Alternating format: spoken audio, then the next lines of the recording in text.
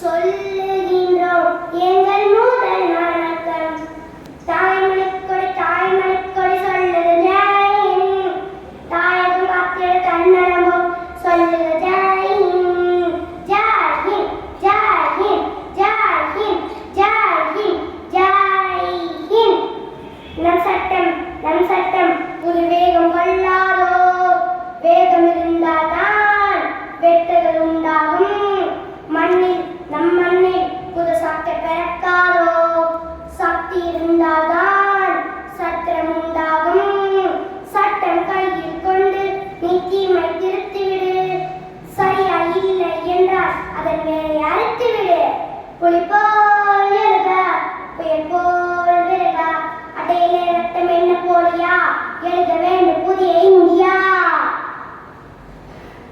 சுதந்திரத்தை காத்த அனைவருக்கும் சொல்லுகின்றோம் எங்கள்